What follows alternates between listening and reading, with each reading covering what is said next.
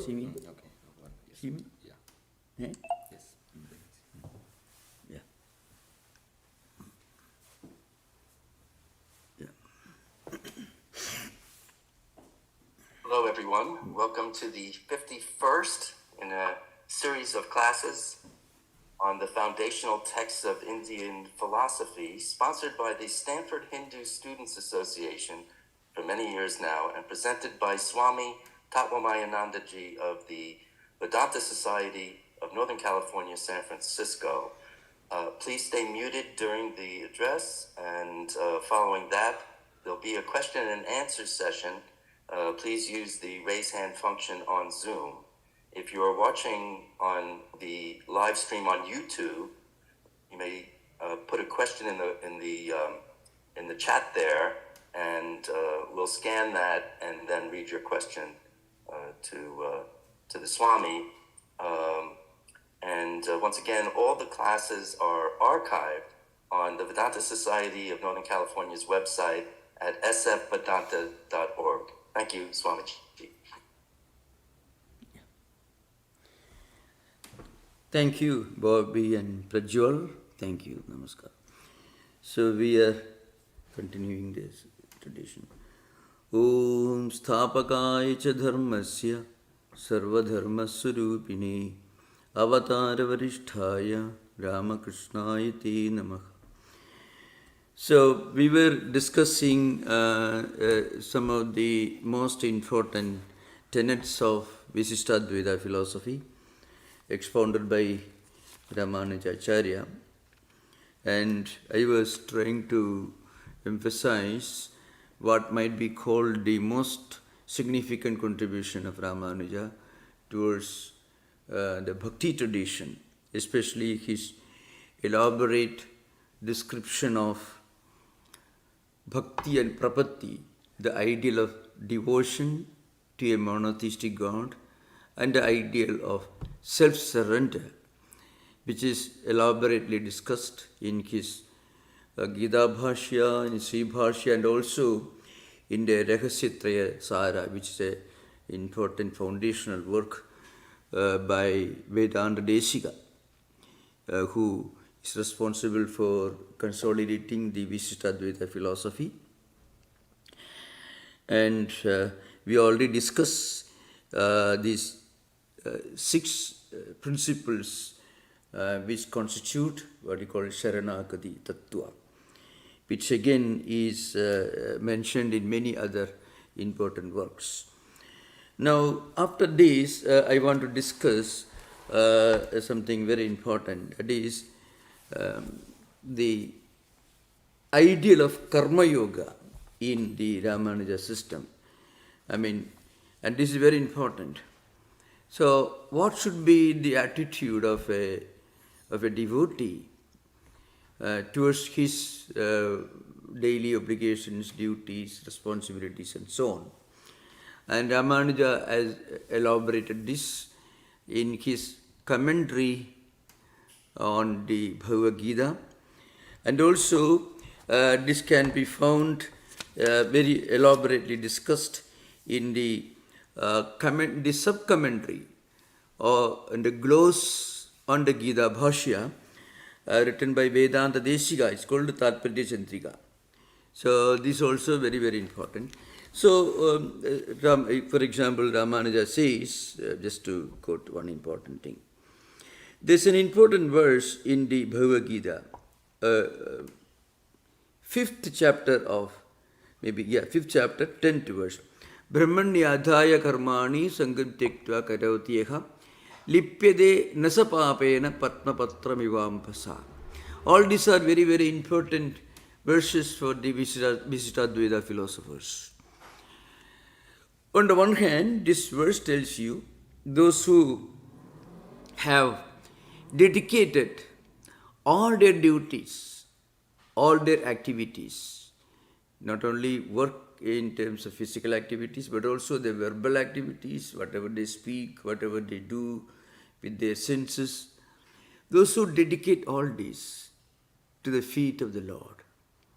Now, again, as I mentioned, many of these ideas can be clearly found in the writings of the Christian mystics who also talk about doing everything in the name of Jesus, in the name of Christ.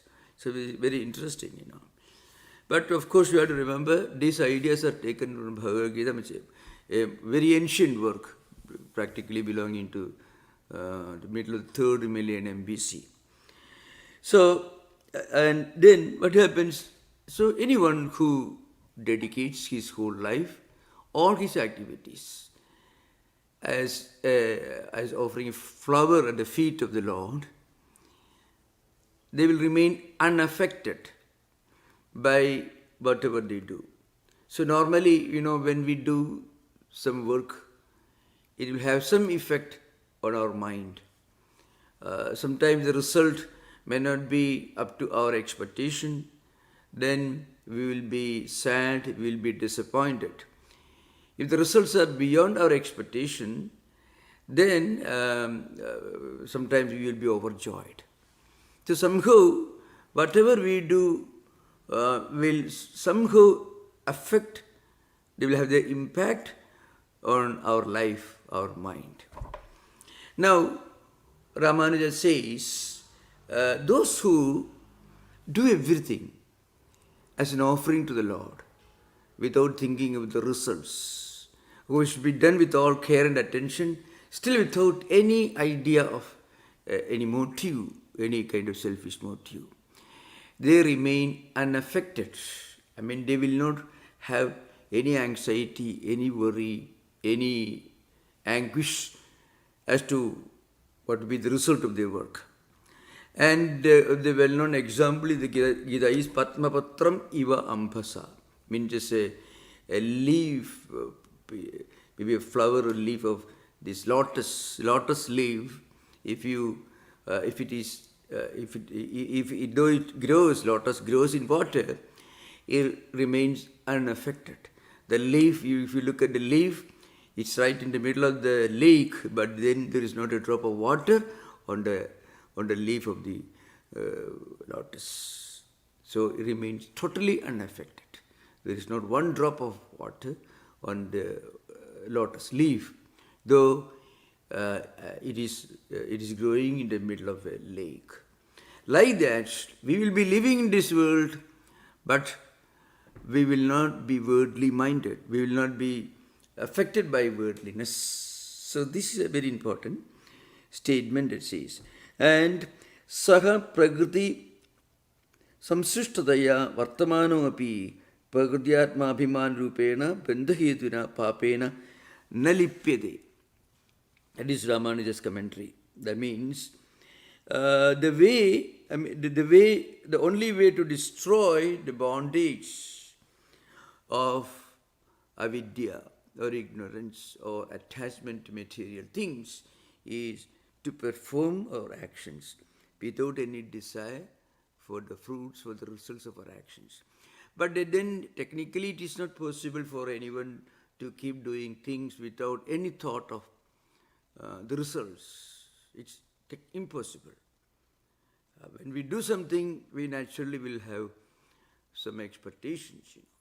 We may not have any selfish expectations, but we may have some noble expectations. It should be useful to others. It should be beneficial to others.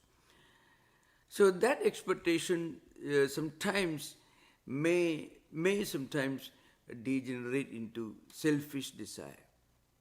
So Ramanuja says, in his commentary, he says, Saha prakriti samsrishtadaya vartamanopi. So just like, it is whatever we are doing, when we do something in this world, somehow we get connected to this material world.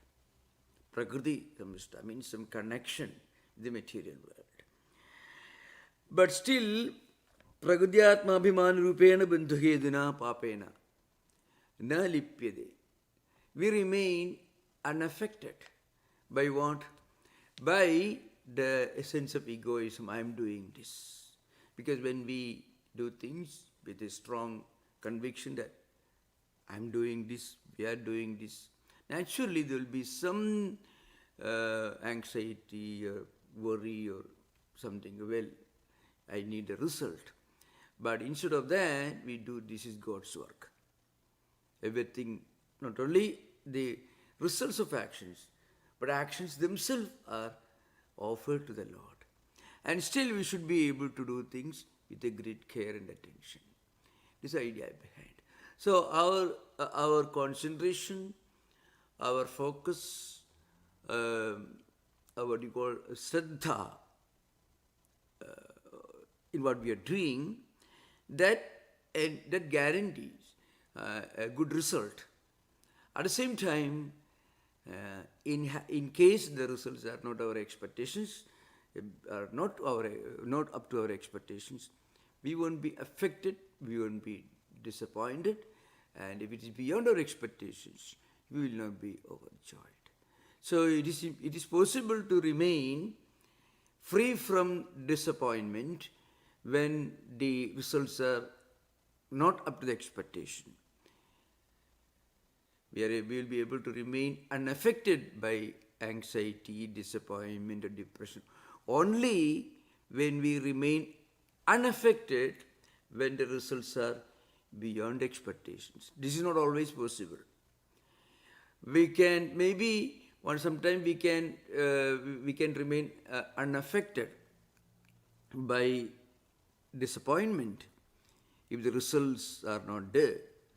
But then it is very difficult to remain unaffected, very difficult to restrain ourselves. To restrain ourselves when the results are beyond our expectations, because then we get overjoyed. So, whatever may be the way we react to the results of our work, it can create bondage. So it becomes bandha hetu, that's what RāMāNUJā says. So bandha heduna papena prakrtyabhiman rupena. This feeling of, I am doing this. And this is actually the result of our being connected to the material world. Then that is actually the cause of bondage. And how does this bondage work? That is another important thing. How does this bondage actually operate? So according to RāMāNUJā, philosophers, if we are affected by the result of our work, whatever may be the result, we will continue rotating along this wheel of samsara. If we have if you do something wonderful and the results are beyond expectations or up to the expectations, we may be overjoyed. That also can be bondage, but then, that's because we may have desire to continue doing things even if there is no need, because that action produces happiness, enjoyment, and bondage. Again, when we do certain things and the results are negative, unpleasant results, unhappy results, then we may have a tendency to avoid doing that because it produced unhappy result. So that tendency to avoid our duty, something that falls upon our responsibilities, because sometime in the past it produced unhappy result. That shirking our work, avoiding our work also is a sign of bondage. So a devotee will be naturally, spontaneously, inherently free from bondage, and he continues doing his duties without looking for the results. So this is the commentary is very interesting. Again he says, Jnanagatva subhavasya mama karma mulendriya prana sambandha kradamisha idrisam kartrutvam na sarupa prayuktamidi manyade ityartha. So it says, it doesn't matter even if we think that the results are have a terrible bondage, but if we don't think about the results as our result, as something that we have to suffer or enjoy. It is for the Lord. Everything we do, and we end everything. So that kind of attributing to the Lord kartrutva means the act of worship, and also the responsibility for the results, bhoktrutva and kartrutva. If we entirely devote to the Lord, to God, then we will remain unaffected. This is how explained. So Karma Yoga has got an important place in RāMāNUJA'S system. It's an important thing. Of course, there's a difference for a bhakta and also for prapanna. Prapanna is a person who has performed prapatti, and bhakta is a person who is following the path of devotion. So prapatti and bhakti. Prapatti is total self-surrender, and bhakti is practicing devotion as a spiritual means, as a spiritual discipline. So in both cases, we will be doing our duty. So a devotee will be naturally be doing his duties and responsibilities. Again, there is another important verse. Of course, the Gita Bhashya is an important work in RāMāNUJA'S system, including the Talpati Chandrika sub-commentary by Vedanta Deshika. Yukta karma phalam tyaktva shanti mapnodi naishtikim ayukta kamakarena phale sakto nibadhyate.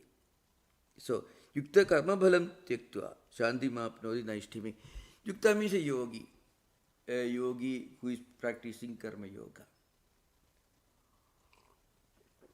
Karma phalam tyaktva, he gives up the result of his actions. So giving up here means mentally he detaches himself from everything he does. Mentally. For a person who has practiced self-surrender, this becomes very natural. So somebody who has surrendered himself to the Lord, this becomes very natural. And somebody, for a devotee who is practicing this as a discipline, it needs some effort. That's why. Yukta karma phalam tyaktva shanti mapnodi naishtikim. So naishtikim shanti mapnodi. He attains the unique kind of inner peace, happiness and tranquility. Now we can see many examples. Sometimes we wonder, if you look at the lives of great mystics, great saints who worked so much, who struggled so much. I cannot give a better example than the Swami, who is the founder of the temple from where I am giving this lecture. That is a very close example. So in this very temple, the San Francisco, is called the first Hindu temple in the West. It was built in 1905. It was dedicated in 1906 January. And the Swami who built this temple was Swami Tirunathidananda, who was sent here by Swami Vivekananda to reorganize the Vedanta Society's work in this country. He came to San Francisco in the year 1903 January, and the temple was built in 1905. It was completed in 1905 November, December, and it was dedicated 1906 January. Now this Swami was actually, he was not a well-trained administrator, organizer or anyone like that. Before coming over here, he was walking, he was wandering all over the Himalayas, in Tibet and other places, with an average monk mendicant of those times, wearing some rags, Garua clothes, all that. And Vivekananda asked him to come over here. After coming over here, there was a complete transformation. He became an extraordinary organizer, a builder, a man of great organizational skill, tenacity, and extraordinary ability to build up institutions, extraordinary organizational skills, the Swami Tirunathidananda. And he used to work so hard, and he built this temple, reorganized the Vedanta society, started a press, gave lectures all over the place, built some retreat centers elsewhere, and all this he did within about 13 years and passed away. Now one may ask this question. It doesn't happen in our material life. See, when you bring, let's say, a big CEO to the Bay Area in the 21st century, we make sure the person received a formal training, education, he has a lot of experience in the work that he is supposed to do here. But in this case, there is a total vacuum. So far as organizational training was concerned, the Swami had zero professional training or experience. He was a mendicant. But after coming here, he underwent a complete transformation. He was given a divine commission by his brother disciple Vivekananda, and he accomplished the great things. How could he do that? And this example you find not only here in the case of Swami Tattwamayanandaji, other direct disciples of Sri Ramakrishna, and of course other innumerable men and women belonging to different traditions, in the Christian tradition, Jewish tradition, Buddhist tradition, you find people who did great work, marvelous work. So the point is, very often when you do great things, when you are very active, mentally, physically, intellectually very active, but at the same time without any selfish motive, it conserves your energy. It helps you to conserve your energy. You don't get exhausted. Because when we become exhausted, we become tired, fatigued by what we are doing only when we connect what we do with ourselves. And that is called, that RāMāNUJA says, prakrtyātmābhimāna rūpena bandhuheduna pāpena lipyate. So this connecting what we are doing with our own personality, or identifying what we are doing with ourselves, is called egotism. And that egoism creates lots of fatigue and exhaustion. It makes us tired. On the other hand, if we go on doing things without thinking too much about, I have done this.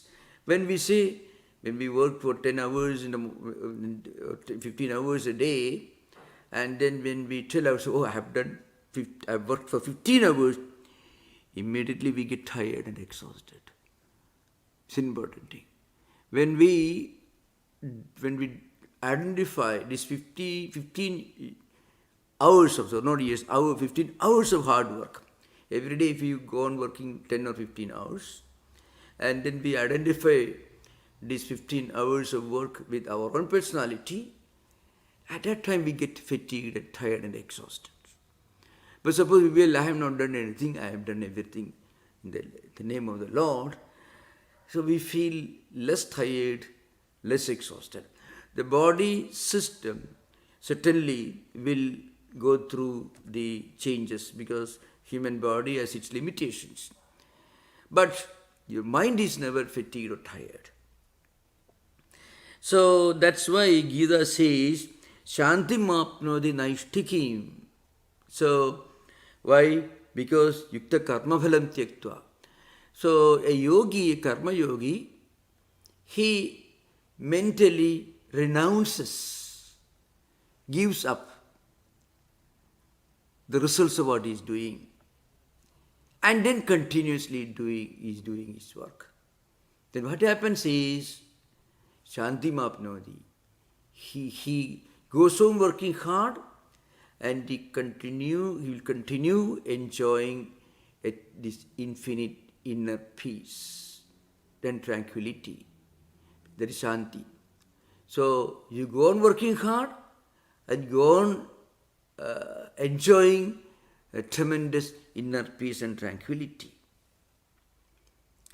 That's what RāMāNUJA says, Prakritya Atma Abhimana Rupena Bandhuhedina Papena Lipyade.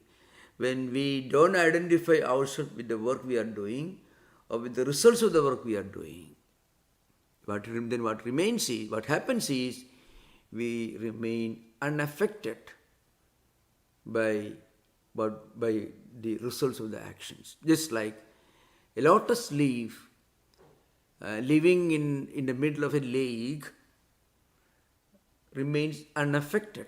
It remains dry all the time because the water drops don't stay on the surface of the lotus leaf. Like that, our mind never remains affected. I mean, fatigue and tiredness or exhaustion will not happen. That's why Gita says, Yukta karma bhalam tyaktva shanti mahapnodi naishtikim. Ayukta kama karena phale sakto nipaddhiti. Ayukta means a person who is not practicing, not practicing this karma yoga. He goes on working, and every work he identifies with every bit of work he is doing. All the time he is anxious and worried and is complaining again about the heavy load of work he is doing. And that person, he gets affected, he gets bound, kamakarena, because of his strong desire. I want to see this result. I want to enjoy the result. So he identifies himself as the enjoyer of the results of the work he is doing, and also as the doer of the work that he is doing. Because he is not a yogi. He is not practicing karma yoga. So that's why RāMāNUJā says something very, very, very famous statement he makes. Ataha phalasangarehitaha indriya akarena parinitayam prakrito karmani sanyasya atmano bandhamochanayaiva karmani kurveda ityuktam bhavati.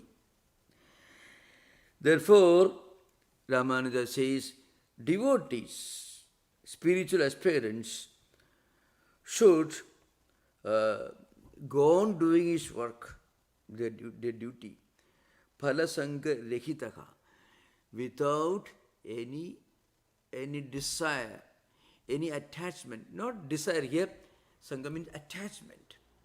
Attachment is always due to desire. And that attachment is in the form of extreme anguish. Well, what will happen? I have done this. Am I going to succeed? If I don't succeed, what's the use of doing this? I may have to suffer. It's a big problem. So all these worries and tensions happen. And that is how this attachment becomes a bondage. Indriyakarena parinatayam pragudo karmani sanyasya atmano bandhamochanayaiva karmani kurvedatyartha. Therefore, every spiritual seeker should do everything, all his duties, all the work and responsibilities without any sense of motive. So RāMāNUJā also has built up a very elaborate principle of karma yoga. The difference is simple. In Shankaracharya's system, in Advaita system, if we practice this karma yoga, that will clean up our mind. Then our mind will remain clean and clear. It cleanses the mind. And when that is called Chitta Shuddhi, when there is zero desire in the mind, at the same time we are doing our duties and performing responsibilities properly, what happens is our mind becomes pure. And when the mind becomes pure, that mind becomes a fit instrument for attaining Jiva Brahmaikyam, attaining the highest spiritual liberation, moksha. Karmanishtayaha chitta shuddhidvarena purushartha heduttam na swatantrena jnananishtadu swatantrena purushartha heduhu anyan apeksha. That is Shankaracharya himself says more or less while discussing this karma yoga. So karma yoga indirectly takes us to spiritual liberation in Advaita. Because karma nishtha, karma yoga slowly takes us to a high level of mental purity. And a pure mind becomes the right instrument for the highest spiritual liberation and for the highest knowledge and realization. That's what Shankaracharya says. So the only difference is in the RāMāNUJA system, you are surrendering all your actions and the result to Sriman Vasudeva.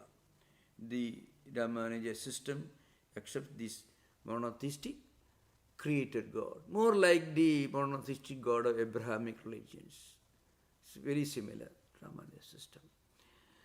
And whatever you do as an offering to the Lord. In another context, of course, Ramanuja writes, when he introduces the 30th verse, there is a well-known verse, it's an equally famous verse in the Gita. Mai sarvani karmani sanyasya adhyatma chedasa nirasi nirmamo bhutva yudhyasva vigatajvara. That is, it comes the 30th verse of chapter 3rd. Mai sarvani karmani sanyasya adhyatma chedasa. This again, those who dedicate all their actions, by implication, all the results of their actions also, those who renounce, those who offer all this to me, what happens? That person is free from any desire and is free from any kind of egoism. And then continuing our duties and responsibilities in this world. So he actually, Ramanuja introduces this verse.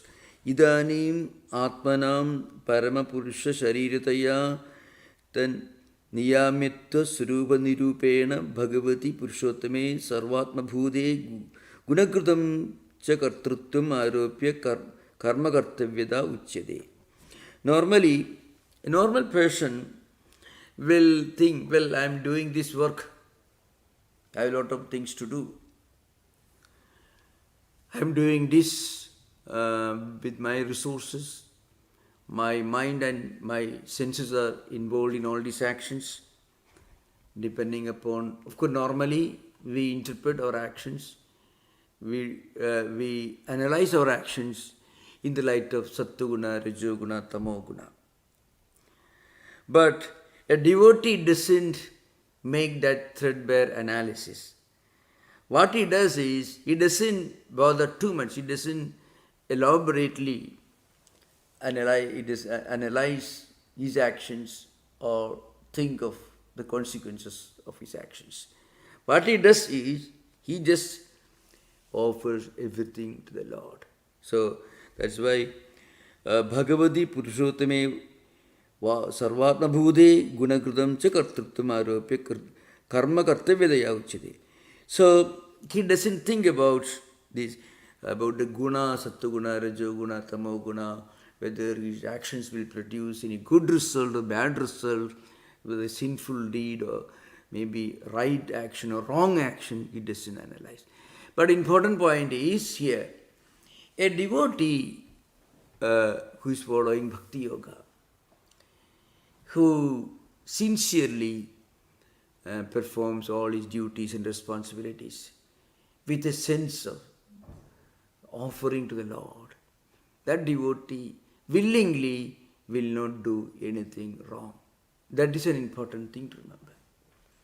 Because when we direct our actions, our thoughts, our feelings to the Lord, when we give a spiritual orientation to our actions and activities, what happens is, it becomes psychologically impossible for us to do anything consciously, to do anything that is harmful to others. That is an important thing. Because our mind gets purified. Our senses also get purified. So one may make mistakes, but will not consciously, not willingly. Mistakes will happen to every human being. Human error is possible. But because the devotee or a follower of Bhakti Yoga He's doing everything with a sense of sanctity and sacredness. And then he's doing all this as an offering to the Lord. So he cannot do anything wrong. That's why in this particular verse, it is said in the context of Lord Krishna's instruction to Arjuna, Yudhyasva Vikatajvara. And Krishna is telling Arjuna and tells him, and fight without a selfish motive. So it is not a very pleasant duty. It is impossible for us. Because you are a Kshatriya. Arjuna is like a member of the special forces, or like the member of some advanced guard, stationed in the border to protect the country, the nation. Or maybe he's like a security man standing in front of a school to protect the children, school, others. So that person, suppose he suddenly gets, because he's a very noble person. Arjuna is a very noble-minded person. I'm giving a modern context to impress upon the listeners Arjuna's predicament, something about his condition. Arjuna was a very, very famous warrior, and he will fight only for dharma, and he will not harm anyone. He was a great spiritual seeker, but his profession was that of a Kshatriya, more like a member of the special forces or a security guard standing in front of a school where children are studying. So he gets his problem. Is it proper for me to do my duty? Because technically it involves violence. But Krishna tells him, well, I'm giving you the context in modern times. So Krishna tells him, it is your duty. If you run away from your duty, people will suffer. And you will be responsible for their sufferings. So, if you do your duty, less people will suffer.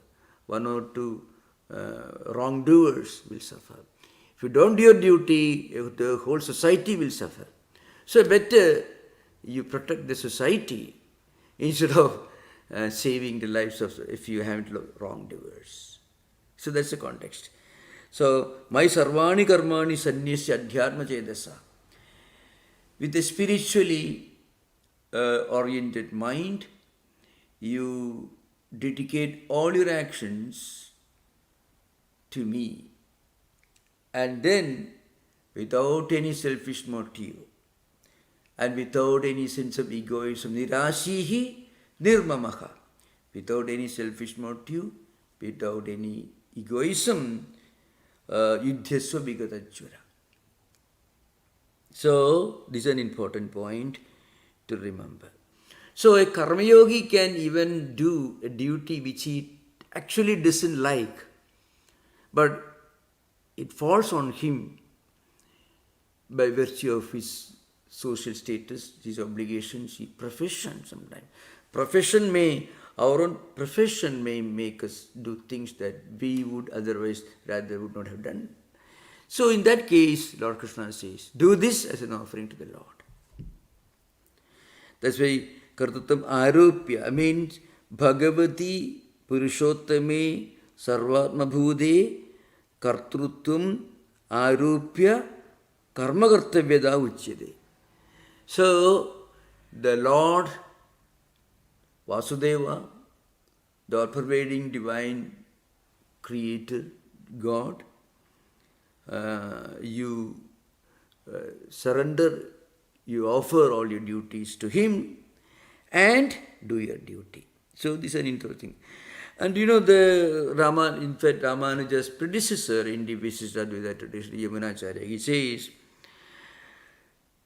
Karma Yoga should be performed with total disinterestedness. And this can be done even while being engaged in actions that may be unpleasant, that may be disagreeable to us. Then only it becomes karma yoga. That's an important thing. Yamunacharya implies in some context, he says, see, you can be proud of your performance of karma yoga when you show your quality. What is the quality?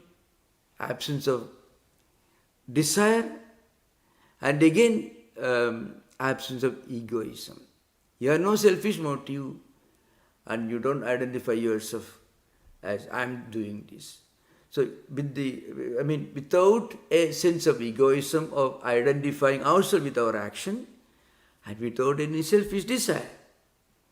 When you do a duty which you would rather avoid, but because of your position in society, your professional status, you cannot avoid, then only you actually show your quality as a karma yogi.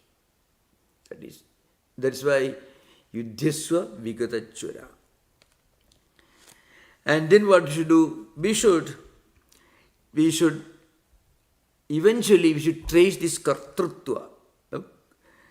The doership, the agency of action. That kartrutva should be offered to the Lord. I am not doing anything for myself, I am doing for the Lord. That's why.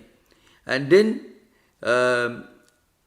he should not have any desire for the bhoktrutva, for enjoying the results.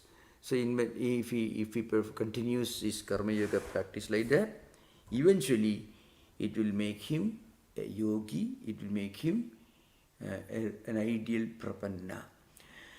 For a devotee, this should be practiced as a means, sadhana, as a means, as a discipline. For a prapanna, for somebody who has surrendered himself to the Lord, this becomes natural. So now when I was talking about the great Swami who came to San Francisco and built this whole temple, from where we are giving this lecture. He was a prapanna.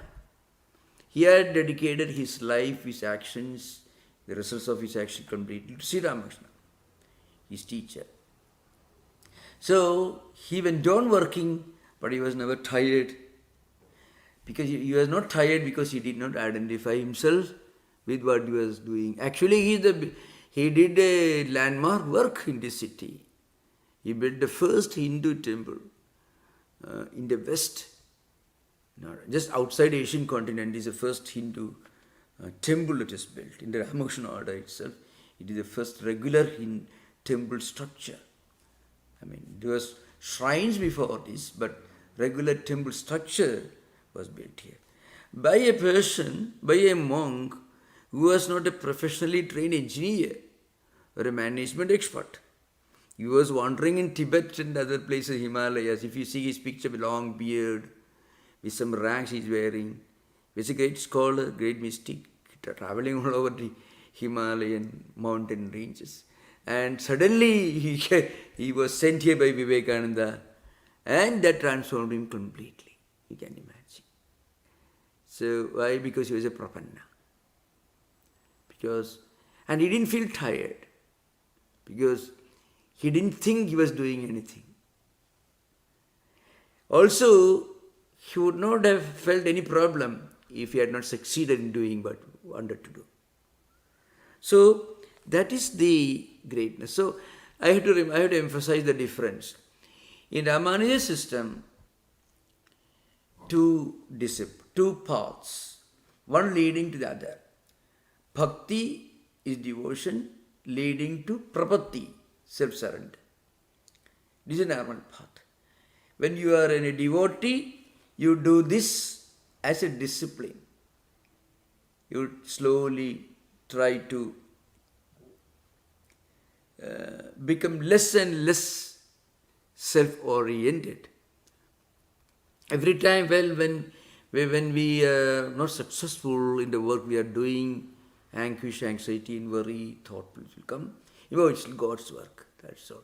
So we should be able to tell our own mind to keep quiet. It's not your work, it's God's work. Then mind keeps quiet. This will have to be done repeatedly. And you often find in the lives of this great Swami, Swami Thurunathitananda. The temple was built already, it was functioning, but he had taken a loan, $8,000. So he had taken this loan from some wonderful devotees. He had to pay back. So the bank was asking, with some arrangement they would have confiscated this property because the date was approaching. He was supposed to pay back this debt. And then the next day was the last day, and he was anguished, he was worried. Then he was walking up and down, and he told Sri Ramakrishna, who had passed away in 1886, and see, you brought me here, you made me do this, and now I am facing this terrible predicament. What am I going to do? Like that, he was talking to Sri Ramakrishna, himself walking up and down. And next day morning, one old American gentleman came. He was accompanied by a younger person, and the younger person was carrying a bag containing $8,000 in gold. That is how the temple survived a great catastrophe. Otherwise the temple would have been lost.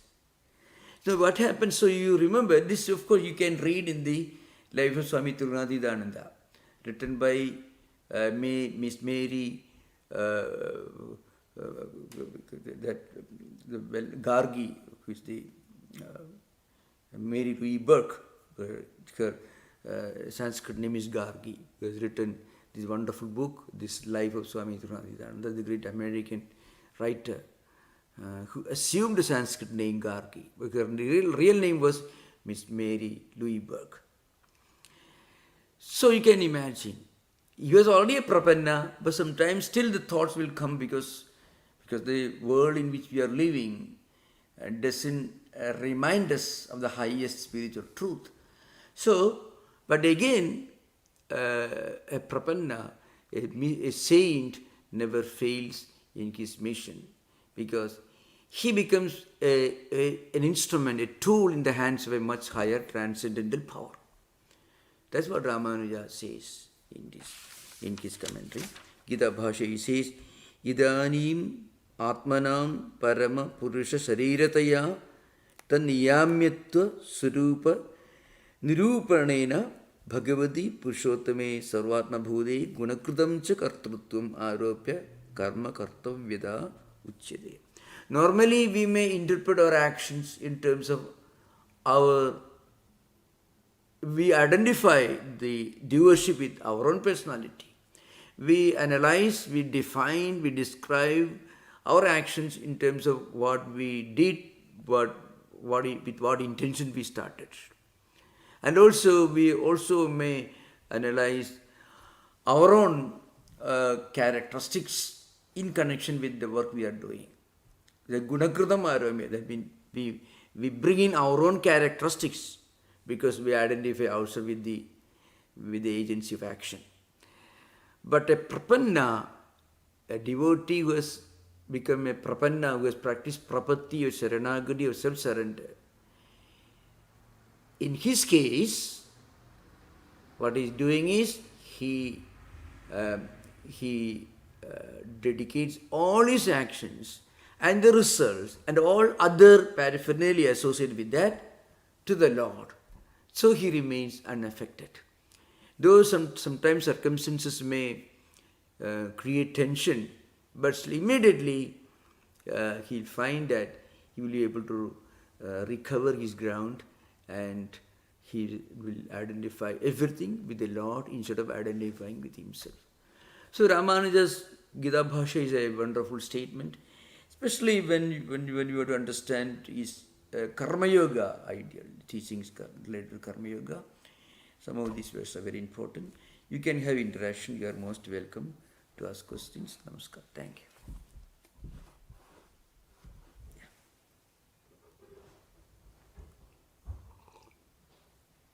Thank you, Maharaj. I've arranged with Prajwal, if he's there, to unmute and handle the Q&A. Thank you very much. Prajwal is there?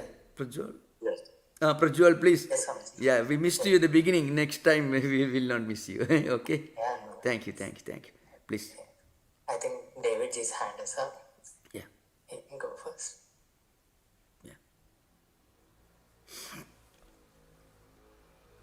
Prajwal, one minute. Can I talk to Prajwal?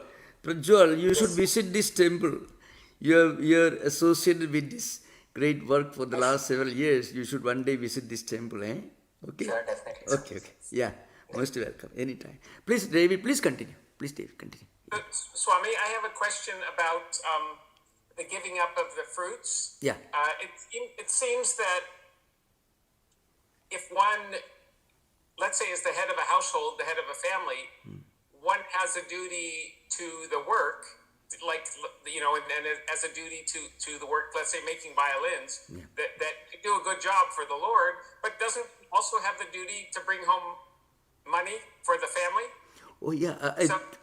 So one needs to be attached to the results in a sense, because one needs to make sure they're sold and they get money. And so how would one practice?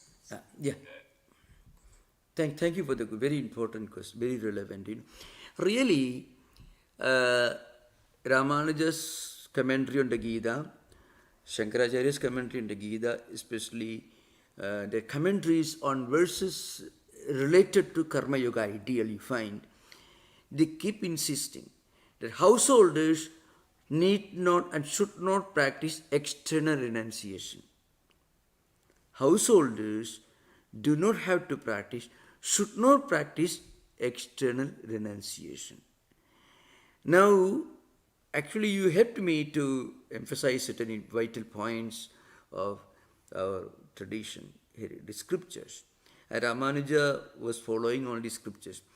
Our scriptures, Smritis, and also some of the, there are some very important works on Dharma Shastras and Smritis, which elaborately describe the Vedic way of life.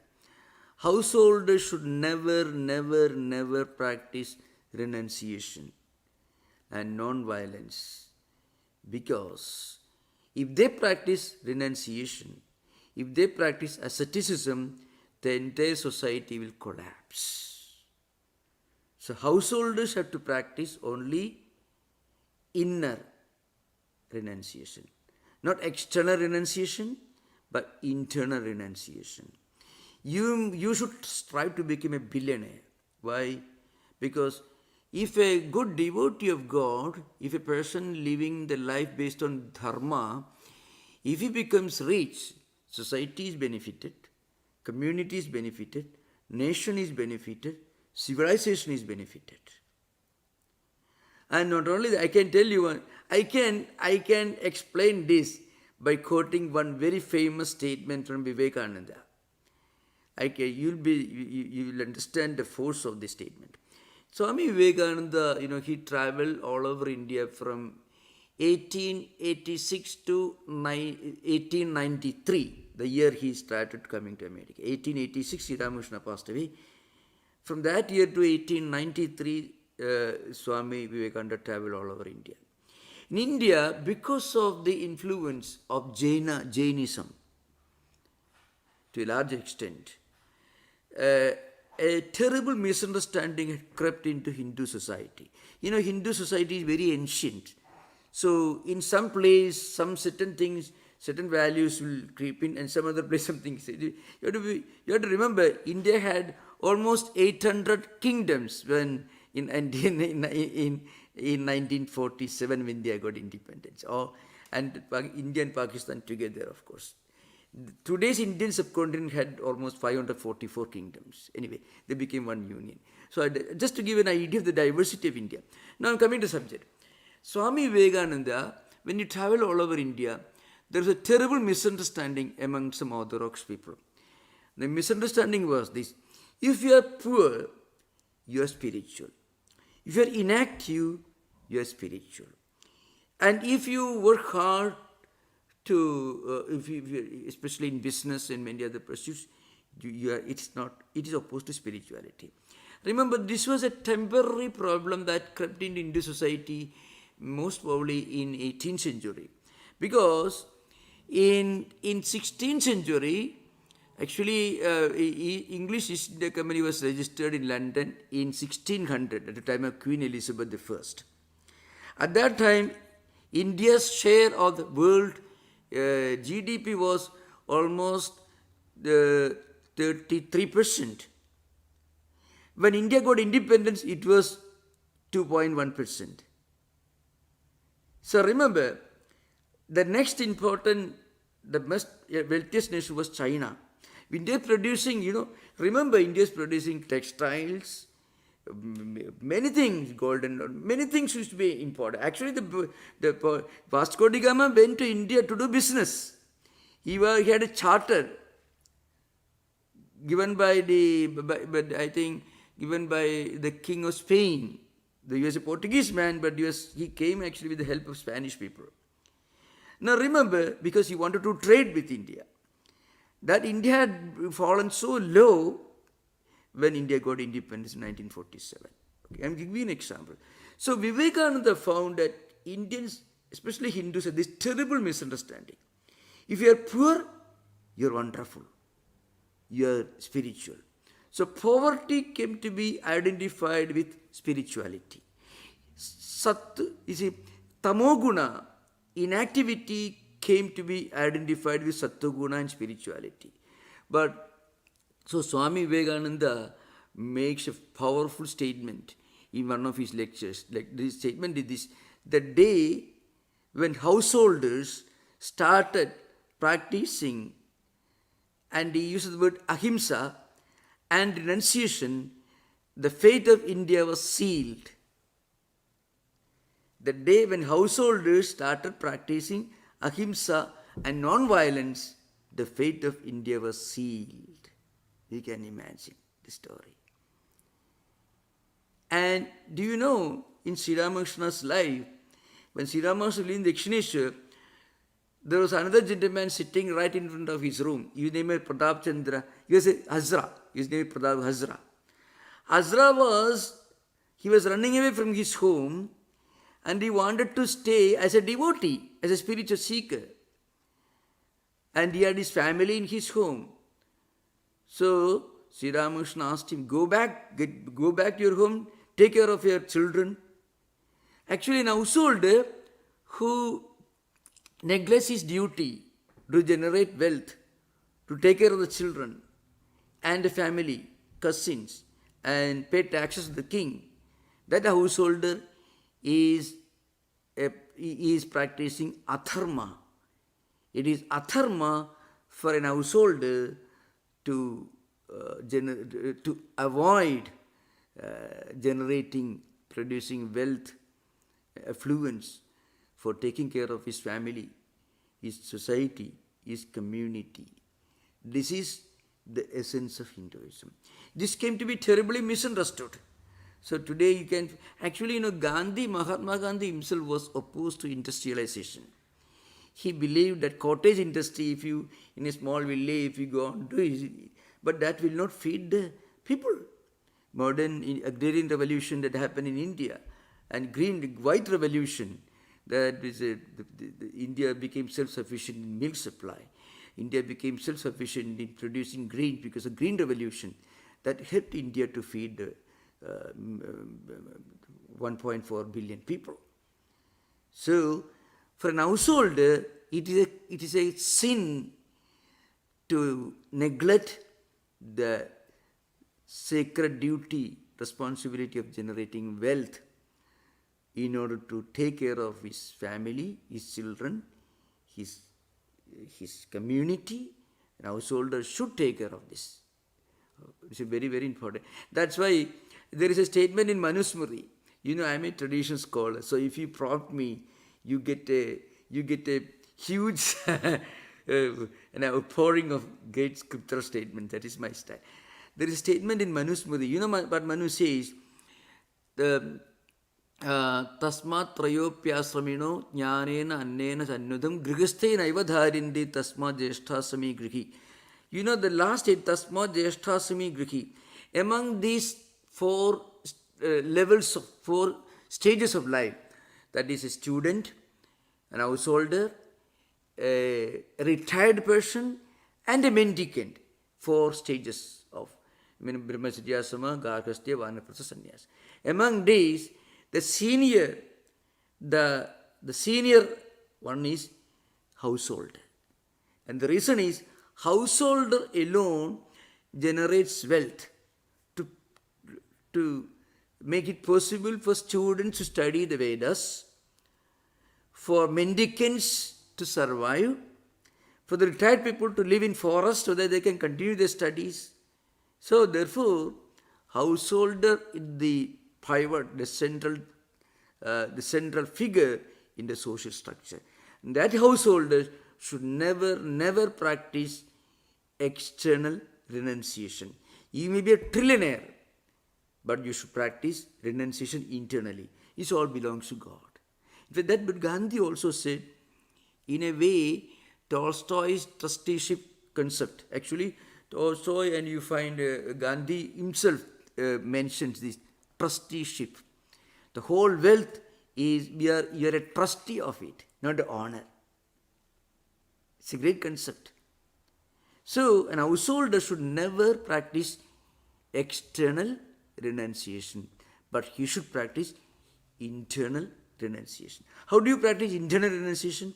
You may be a trillionaire, but in mentally, it all belongs to society. It's not mine. Okay, so this is a very important thing.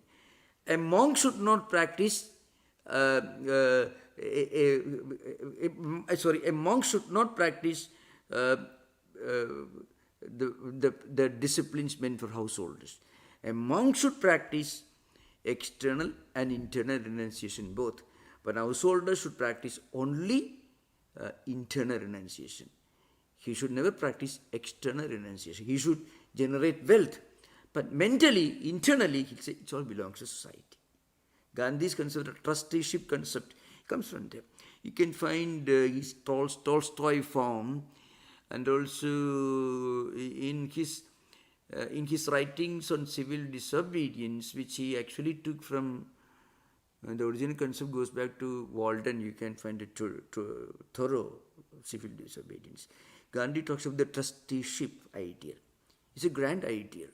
If the richest man thinks it all belongs to society. Actually, that concept, surprisingly, you find in utopian socialism. You find Sigmund Freud, Robert Owen. I think so, yeah, utopian socialism. In 1830s, 1820s, 30s, you find. But it became utopia. It's a great ideal. Gandhi followed it. Gandhi talks about it, writes about it. Trusteeship. An householder should generate wealth, but internally he should think it's not mine. But he should not practice external renunciation. A monk should practice both external and internal renunciation. This is the central theme of Hinduism. Okay, thank you for the question. Swami, I have one last, not a question now, but at some point, will you talk about the four different stages and when they're appropriate, the householder, the student, the brahmachari, the householder, the vanaprastha, and the sannyasi? At some point, are you going to talk about that? At least right now, I can give a brief description, then later on another occasion. So, during Vedic times, society had these four stages of life. Everyone should study the Vedas, should go through the studies, studentship, brahmacharya ashrama. And then next stage is householder. He should marry and he should play different roles in society and family. At that time, he should generate wealth. If an householder neglects his duty and responsibility of generating wealth, that householder is practicing adharma. He is an adharmi, he is the opposite of dharma. And then when he gets too old, at some point he should retire to a forest. Grihasthasu yada pasyed vali palidam atmanaga apatyasya apatyam tadaranyam samasi. That's again Manu. He says, when an householder finds that his hair is getting grey and his face is wrinkled, and when he sees his grandchildren, then he should retire with his wife to a forest, hermitage, and spend the rest of his lifetime in contemplation, reading scriptures, and also in teaching scriptures. So you find many of the great Vedic seers, Vedic sages mentioned in the Upanishads, they were all householders. They were all retired householders. The majority, not the majority, at least 40% or more of the great Vedic sages who wrote great works, they were all retired householders called Vanaprasashrama. The last is sannyasa, mean mendicants. But at the same time, many of the Upanishads again and again state, if a person wants to become a monk, a mendicant, even from his boyhood or directly from householdership, or then he can do that. Idahareva viraji tadahareva pravaraji. Any day, any moment, if a person feels this world is not for me, I want to live a higher life. Shankaracharya was 6-year-old. The greatest name in India's monastic tradition. 6-year-old. Okay. So he became a great monk, wandering all over India 4 times. So Ramanuja was quite aged. He lived up to 120 years. So Buddha was 80 years.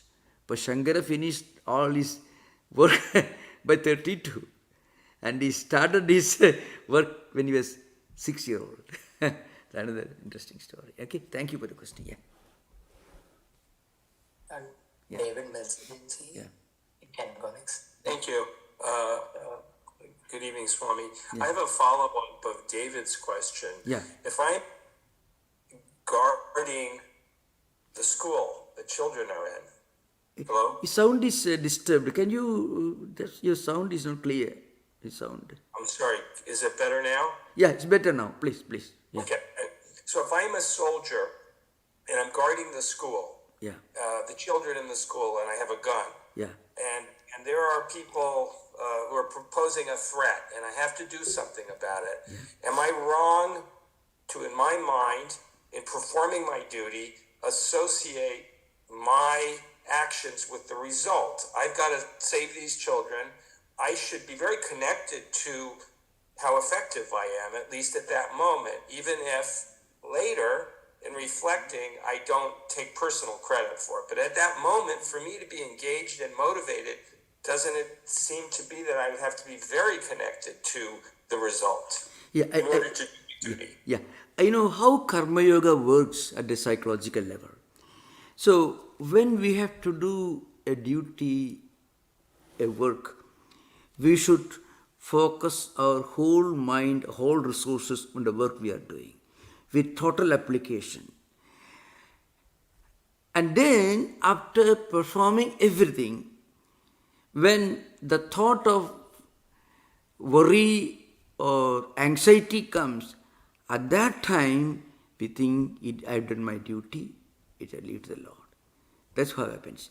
See, Karma Yoga will never allow a person to be unattentive, non-attentive, to be negligent, to be indifferent to the duty right now in front of us.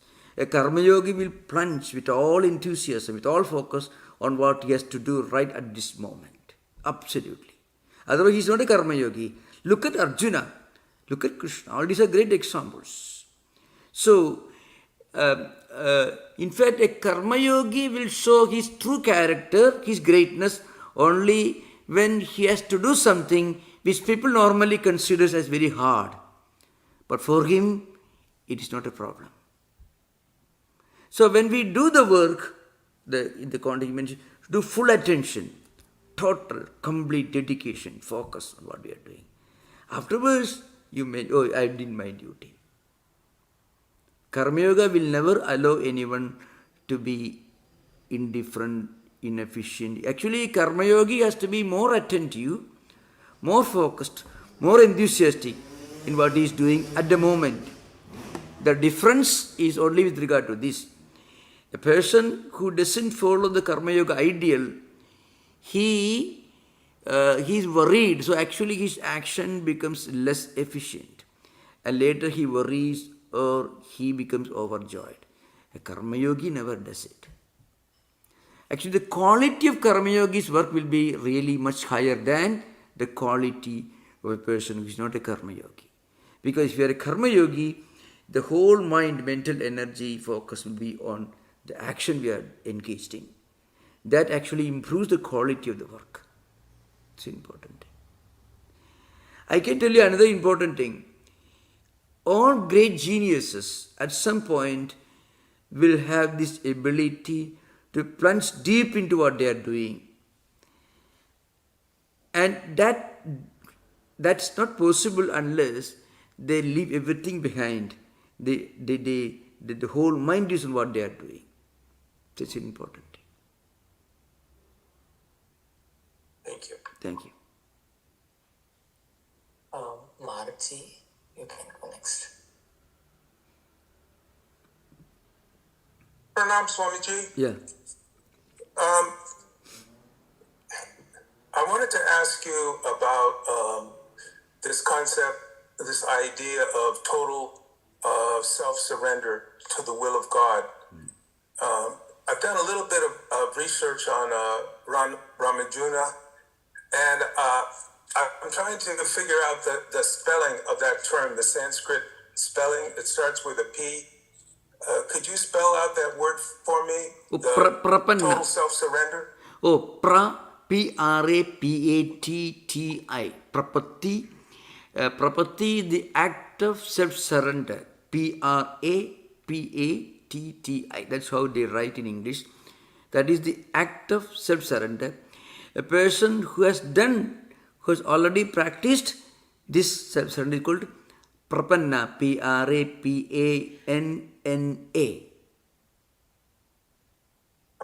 Okay. Yeah. Okay, thank you. That's ever since you talked about it, I'm trying to figure out Yeah. how does this spell, so I could look it up and research it. Thank and, you. Find out more about it myself. So thank you very much. Thank you. AJG, you can go next. Swami, thank you for the lecture and also the Q&A. My question relates to your response to David, where you mentioned that ahimsa should not be practiced by householders. That's a thing that I'd like to understand better, like what that means in a practical. I will tell you. The yamas, I understand it's the first one. Yeah, I tell you. I tell you. Historically,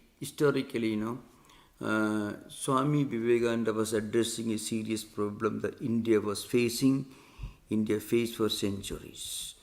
Because if you look at Indian history, Jainism and some schools of Buddhism, mostly Jainism, produced this concept of putting too much emphasis on ahimsa to the point of it becoming a liability to the entire nation and its security.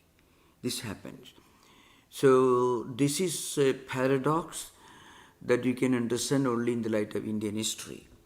That place also was famous for the biggest and the most ancient university called Nalanda University. Actually, the most ancient university was Takshashila, that flourished in 9th century BC in what is now Pakistan, this West Punjab. But Nalanda was in Bihar, and that is the university where all the great Buddhist philosophers lived and taught. The great Buddhist monks who translated the ancient Buddhist books from Pali and Sanskrit were preserved in China, later in Japan for centuries. They were all students of the Nalanda University. This university was attacked by a relatively small band of Muslim invaders at the time of Muhammad Bhaktiar Khilji. And there were 18,000 Buddhist monks who were students and teachers living there. You can even now go and see the excavation site of Nalanda University. You can YouTube also you can see, or maybe in the internet you can see.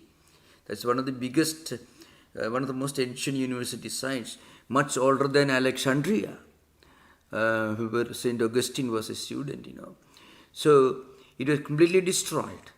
And these small band of these invaders, they came and they beheaded Buddhist monks one after another. They just coming through narrow path.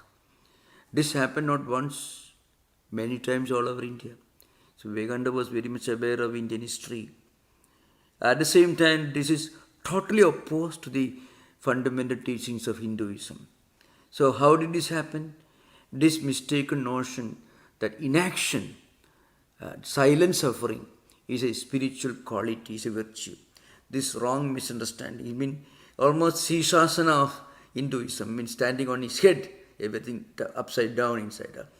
This happened mostly due to the influence of Buddhism, especially Buddhism and Jainism. Remember, Buddhism and Jainism represent some of the highest spiritual ideals, but they are meant not for the entire society. They are meant for individual spiritual aspirants, not for the entire society. This is an important thing. So, Swami Vivekananda, he visited the Nalanda, Ellora, all those places. He went through all over India and he had seen all these ancient places. So, when he found people, especially in South India and also in Bengal, he found people who were interpreting Hinduism exclusively in terms of some kind of inactive, tamasic way of life. Vivekananda comes heavily upon them. Because Swamiji had read the original scriptures. Most of these people who talk about this non-violence, they don't know anything about Hinduism. Mostly it's supposed to be a relic of Jain's overemphasis on ahimsa. Ahimsa, in the Patanjali Yoga Sutra, you mentioned, it is meant to be a spiritual ideal for an individual practitioner. Before you start practicing asana and pranayama and pratyahara, you should be very well established in yamas and niyamas. Ahimsa, satya, asteya, brahmacharya, aparigraha, sauja, sandosha, tapasvadhi, supritana. So Patanjali's system is not for the whole society. Patanjali is talking about yoga, chitta-vritti, nirodha. Chitta-vritti, nirodha doesn't happen in the entire population. It's not meant for the whole society. It's meant for somebody who is sitting in his home, in his hermitage, who wants to control his mind, who wants to practice, internal meditation, concentration. Not for the entire society. It's an important thing to understand. So Swamiji found that many of these teachings were not properly understood by the masses, which eventually made India poor, weak and inactive. So Swamiji was actually solving a social problem, a cultural problem of relatively recent origin. So that's an important thing to remember. Thank you. Thank you, Swami. Yeah. Sri Ramji, you can go next. My question was related to AJ's question. So the Indian national emblem has the saying Satyameva Jayate, which means truth alone triumphs, and that is from the Upanishad. But you're saying the Ahimsa Paramo Dharma, which is another virtue to live by, that does not have Upanishadic sanction. It is more an influence of Jainism or Buddhism. Ahimsa Paramo Dharma comes from Mahabharata, not from the Upanishads. Okay, another point is, in Gita is from Mahabharata. So, our scriptures tell you, Dharmasya tattvam nihidam guhayam mahajano yena gata sapantha. Dharma and ahimsa are abstract topics. How do we define and understand? The only way to understand is to follow the path of the elders, the great sages, the great ones who have lived before us. You follow their footsteps. So, Ahimsa Paramo Dharma is from Mahabharata, is not from the Upanishads. Satyameva Jayate is from the Upanishads. That Satyam sometimes can be protected only if the society is willing to practice action against evil. Otherwise, Satyam, truth, will not survive.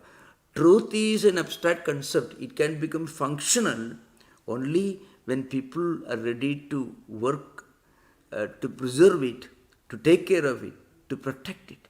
Otherwise, truth as like a cloud, it may be hot, and it doesn't like that.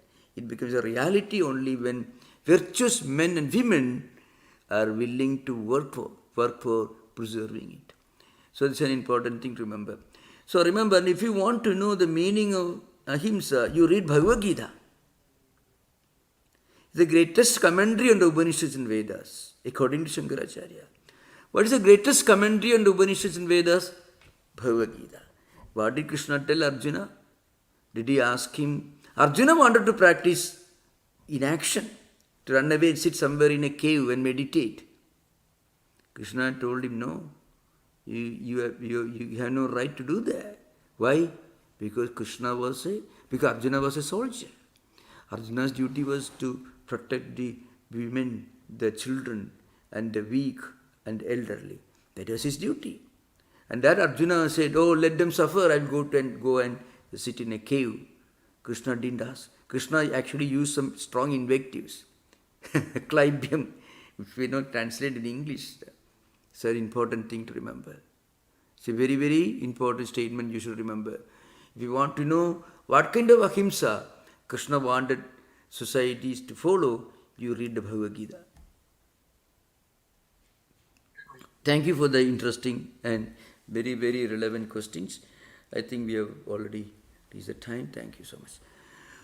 Om Shanti Shanti Shanti Harihi Om Tat Sat Sri Ramakrishna Arpanamastu.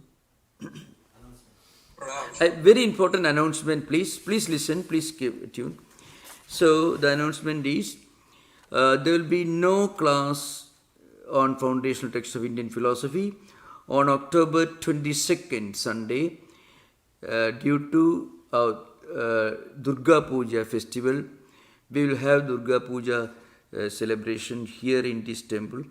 Not in this temple, it's been the new temple, Vedanta Society of Northern California, San Francisco, 2323 Velugo Street, San Francisco, 4 blocks away from here. So please join us for the worship of Divine Mother Durga on Saturday, October 21st at 10 a.m. The program will consist of worship, puja, meditation, chanting, devotional singing, readings from the scriptures, reading of the Holy Mother, Divine Mother, like Chandi, Durga, Saptasati, etc. and flower offerings by devotees and the lunch prasad. Childcare will be available. We hope that you will be able to attend this special program. So please remember, there will be no class next Sunday, that is on 22nd, because we will be celebrating Durga Puja on the previous day. It's a very important celebration. So the next class on the foundational text of Indian philosophy will be on October 29th, 6 p.m. So please remember, those of you are around in San Francisco, in the neighborhood of the city, please attend Durga Puja celebration, Saturday, October 21st, 10 a.m., New Temple at 2323 Velugo Street, San Francisco. Thank you. Thank you. Namaskar. Thank you. Thank you. Om Shanti Shanti Shanti Harihi Om Tat Sat Sri Ramakrishna Arpanamastu. Namaskar, namaskar, namaskar.